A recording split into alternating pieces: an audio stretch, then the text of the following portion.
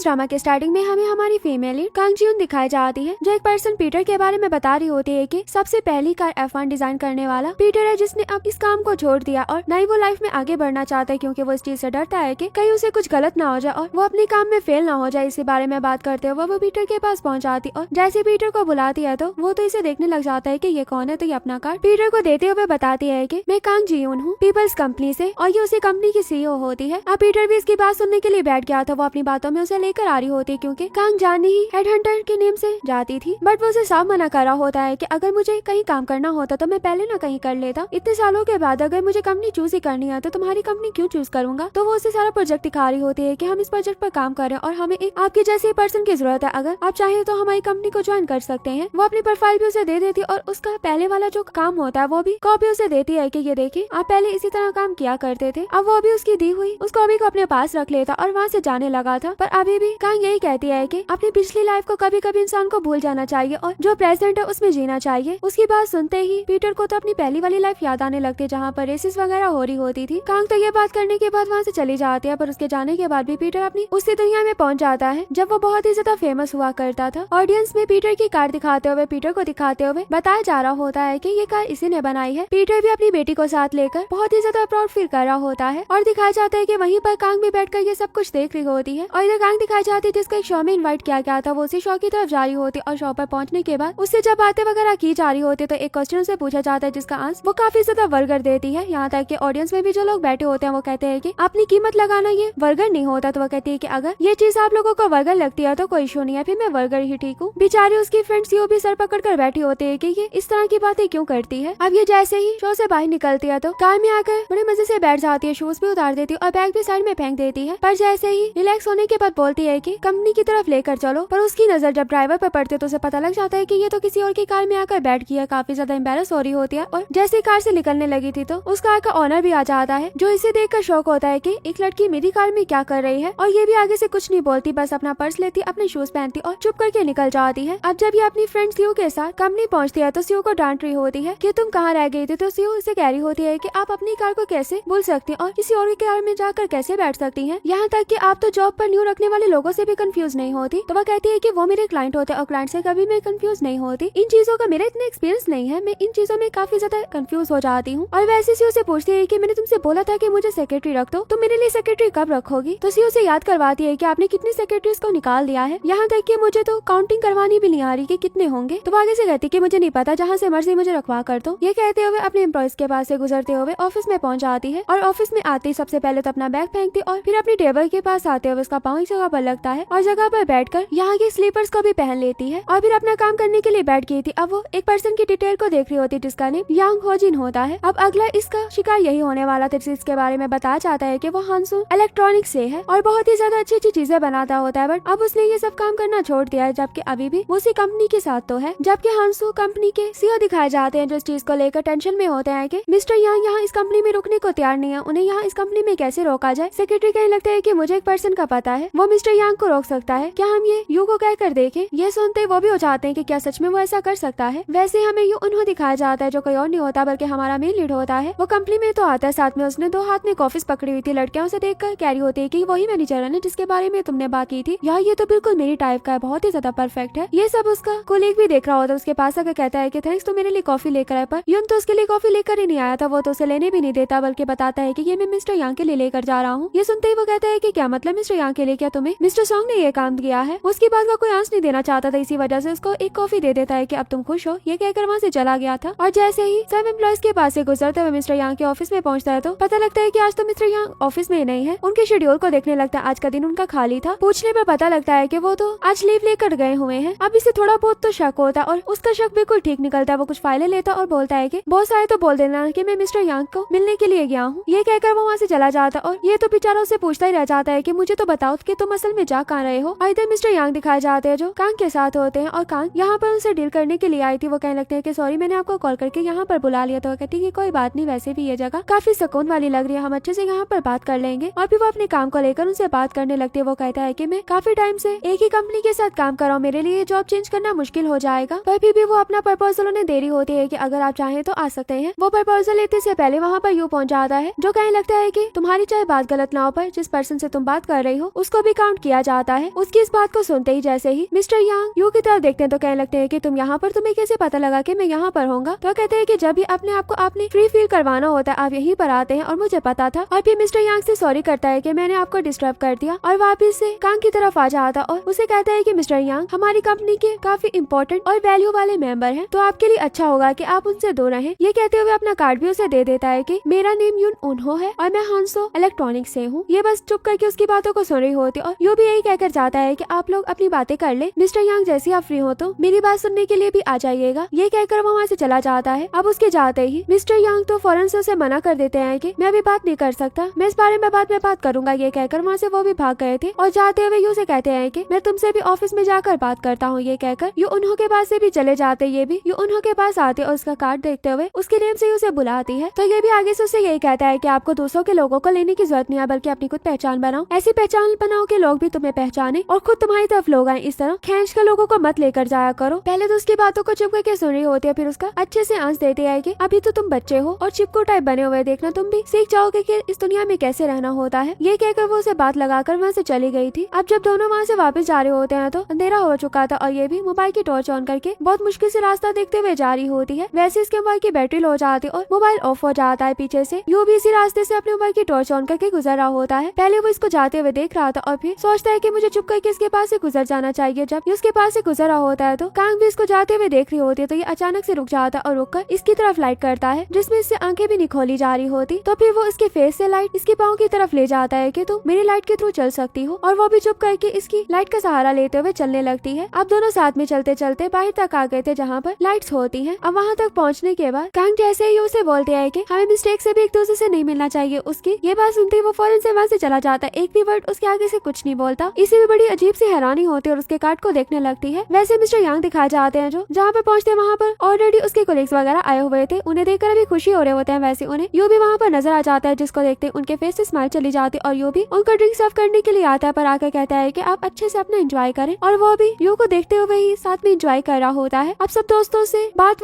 और ड्रिंक करने के बाद जब बाहर आकर बैठा होता है तो यू भी उनके साथ ही होता है। यू से कहता है कि तुम मुझसे क्या बात करना चाहते थे, अब मैं सुन रहा हूँ, तुम मुझसे बात करो। यू उनको उनका पुराना मॉडल दिखाने लगता है जो उन्होंने ही मोबाइल बनाया था और कहता है कि ये आपका बच्चा भी 8 साल पुराना हो गया है, तो आपको इसी तरह की न्यू कोई चीज बनानी चाहिए, आप तो टेक्नोलॉजी में एक्सपर्ट है ना। पापा कहते हैं कि नहीं, मैं ऐसा कुछ नहीं करना चाहता, पर यू उन्हें समझा ही सकता था और तो कुछ नहीं कर सकता था या मोटिवेट कर सकता था कि आप कर सकते हैं, और वो यही काम करता है। वैसे ही नेक्स्ट डे दिखाया जाता है कि मिस्टर यांग वापिस से कांग से मिलते हैं और कांग के पास आते हैं भागते हुए, कहते हैं कि सॉरी मैं लेट हो गया। वैसे ही मिस्टर यांग को कॉल आती है जो उनके बेटे की कॉल होती है। वो अपने डैड को बुला रहा होता है कि डैड आप गेम देखने के लिए कब आएंगे, तो ये अपने बेटे से कह रहे होते हैं कि हाँ मुझे पता है तुम्हारी गेम है और मैं तुम्हारी तरफ ही आ रहा हूँ। कांग जी यून समझ आती है कि अब उसे क्या करना चाहिए, इसलिए वो अपनी कार के ऑफर उन्हें देती है कि मैं आपको आपके बेटे के स्कूल तक छोड़ आती हूँ और रास्ते में हम इस बारे में बात भी कर लेंगे। तो वो कहते हैं कि चलो ठीक है, और फौरन से उसकी कार में बैठ जाता है और उसे कह रहा होता है कि थैंक्स, तो मुझे अपनी कार में लेकर जा रही हो और मुझे अच्छा नहीं लग रहा कि तो मेरे लिए कार ड्राइव कर रही हो। तो वो कहती है कि नहीं कोई बात नहीं, आप बस ये मेरा प्रपोजल देख ले। अभी वो प्रपोजल देखने लगते हैं। वैसे ही उन्हें अपने बेटे की कॉल आ जाती है जो अपने डैड को सब कुछ बता रहा होता है, दोस्तों को भी वीडियो कॉल पर अपने डैड दिखा रहा होता है। उसके डैड भी उसे देख देख कर खुश हो रहे होते हैं और ये सब कुछ कांग भी देख रही होती है। अब वैसे ही वो उन्हें लेकर उनके बेटे के पास आ गई थी। वो फौरन से कार से उतरकर अपने बेटे की तरफ भाग कर जाते और वो भी अपने डैड को आकर हक करता है। अभी ये सब कुछ कांग देख ही रही होती है। वैसे उसकी नजर यूं पर जाती है, यूं भी क्योंकि वहीं पर होता है। अब यू को देखकर तो उसे काफी ज्यादा गुस्सा आता है और यू भी से देख लेता है और उसे देखते ही से समझ आ जाती है कि अब ये पर्सन तो उसके हाथ से निकल चुका है, क्योंकि यू कभी भी मिस्टर यांग को इस तरफ नहीं आने देगा। वैसे ही यू दिखाया जाता है जो अपने सभी कोलिग्स के साथ इस चीज को सेलिब्रेट कर रहा होता है, क्योंकि उसने मिस्टर यांग के माइंड को चेंज कर दिया था और सभी इससे बहुत ही ज्यादा खुश हो रहे होते हैं और उन्हें तो यकीन ही नहीं आ रहा होता है कि इसने मिस्टर यांग के माइंड को कैसे चेंज कर दिया। इनकी खुशी ज्यादा टाइम तक नहीं रहती, क्योंकि वहाँ पर ऐसा पर्सन आ जाता है जो यू से बहुत ही ज्यादा जलता होता है और कोई भी क्रेडिट अकेले यू को नहीं लेने दे रहा होता, बल्कि सब लोगों की एनर्जी को देखते हुए कहता है कि इस तरह की एनर्जी तुम लोगों को काम में यूज करनी चाहिए। और बाकी जहाँ तक मिस्टर यांग की बात है, उन्हें बहुत ही ज्यादा काउंटर ऑफर किया गया, इसी वजह से वो रुके हैं, वरना अकेले यू ने कैसे रुकवा पाना था। अगर आप लोगों को पूरी बात नहीं पता तो हाफ बात पर यकीन नहीं करना चाहिए। ये कहकर उन्होंने सबको चुप करवा दिया था और यू भी बिल्कुल चुप करके बैठा होता है और फिर वो खुद ही सभी को ड्रिंक देने लगते हैं। अब जैसे यू की बारी आती है तो वो यू को ड्रिंक नहीं देते, बल्कि उस अगले वाले पर्सन को देते हैं और अपनी वाला ग्लास भी अपने सामने रख लेते हैं। तो यू के साथ जो पर्सन बैठा होता है वो उसको भी ड्रिंक देने लगता है, पर वैसे यू कहता है कि सर मैं आपको ड्रिंक देता हूँ। ये कहकर जैसे उसके ग्लास में डालता है तो वो चुप करके इसे बस देख रहा होता है और यू जब अपनी जगह पे बैठ जाता है तो वो उस ग्लास को चेंज कर देता और यू अनहो वाली ड्रिंक नहीं पीता। इसके बाद वो सभी के साथ ड्रिंक करने के बाद जैसे घर की तरफ जाने लगता है तो यू भी उन्हें बाहर तक छोड़ने के लिए आता है। वो सी ऑफ होते हुए भी उनसे ये कहता है कि मैंने कुछ अनफेयर तो नहीं किया ना। यूथ उनके आगे से कुछ भी नहीं बोल रहा होता और वो भी ये बात करने के बाद वहाँ से चला जाता है। अब उसके जाते उसका कोई फ्रेंड कहता है कि सीधे हो जाओ, वो चला गया है और उससे पूछता है कि ड्रिंक करोगे, और फिर खुद ही टाइम देकर कहता है कि काफी टाइम हो चुका है तो नहीं करनी चाहिए। ये सुनते ही वहाँ से चला जाता है। वैसे हमें एक लड़की जोंगसो दिखाई जाती है जो अपने आप को बैठकर मिरर में देख रही होती है। जैसे डोरबेल होती है तो जल्दी से अपने आप को थोड़ा प्यारा करने लगती है और फौरन से डोर ओपन करने के लिए आती है। डोर पर यू होता है जो अपनी बेटी के लिए आता है और कहता है कि सॉरी मैं थोड़ा लेट हो गया। तो वह कहती है कि कोई बात नहीं, और वैसे ही ब्योल को आवाज देती है कि तुम्हारे डैड आ गए और अपने बेटे सियो को आवाज देती है कि अंकल आ गए, अंकल से आकर मिलो। दोनों बच्चे भागते हुए आते हैं। सबसे पहले वो सियो से मिलता है और फिर अपनी बेटी ब्योल से। अब दोनों के साथ वो रॉक पेपर सीजर खेलता है जिसमें सियो जीत जाता और ब्योल हार जाती। इतना प्यारा सा क्यूट सा एक्शन करके दिखाती है अपने डैड को और उसके डैड फौरन से उसको गोद में उठा लेते हैं। दोनों अपने अपने बच्चों को प्यार कर रहे होते हैं। जो ग्रैनी होती है वो कहने लगते हैं कि बच्चों को संभालना भी एक काम होता है, चाहे कोई अप्रिशिएट नहीं करता वो कोई बात नहीं। वो ये बात ऐसे मजाक में कर रही होती है। यूँ कहते हैं कि क्यों नहीं कोई अप्रिशिएट करता, मैं कभी भी आपकी इस एहसान को नहीं भूल सकता। ये कहते हुए उन्हें एक चीज देने लगता है। वो भी उस चीज को एक्सेप्ट कर लेती है। जैसे सियो देखने लगता है कि ग्रैनी आपको क्या मिला है, वैसे सियो को भी वो लॉलीपॉप देता है कि मैं आपके लिए ये लेकर आया हूँ। ग्रैनी कहने लगती है कि तुम काफी थक गए होगे और भूख भी लगी होगी, मैं तुम्हारे लिए खाना लेकर आती हूँ। तो वह कहते हैं कि आगे आप मेरी बेटी कितनी अच्छे से ख्याल रख रही है तो प्लीज ये तकल्लुफ करने की जरूरत नहीं है। तो वह कहती है कि तकल्लुफ किस बात का, तुम मुझे इस चीज के पैसे देते हो और मैं पैसों के सर पर काम कर रही हूँ। चलो ऊपर जाओ, मैं आप लोगों के लिए खाना भेज देती हूँ। ये सुनते ही वो अपनी बेटी को लेकर वहाँ से चला जाता है। अब उनके जाते ही जंगसू की माँ मुझसे कहने लगती है कि अच्छा बाप है ना। तो वह कहती है कि हाँ वो बहुत ही अच्छा बाप है। तो वह कहती है कि अगर वो अच्छा बाप है तो अच्छा हस्बैंड भी बन सकता है। ये सुनते जंगसू कहती है कि माँ आपको क्या हो गया, ये कहकर अपनी बेटे को लेकर वहाँ से चली जाती है। तो वो उसके पीछे से कहने लगती है कि अगर दोनों सिंगल लोग साथ हो जाते हैं तो अच्छी बात है ना। और यहीं पर हमारा ये पार्ट भी एंड हो जाता है। अगर आप लोग इसका नेक्स्ट पार्ट देखना चाहते हो तो वीडियो को लाइक करना ताकि मैं आप लोगों के लिए इसका नेक्स्ट पार्ट लेकर आऊँ। Okay bye bye.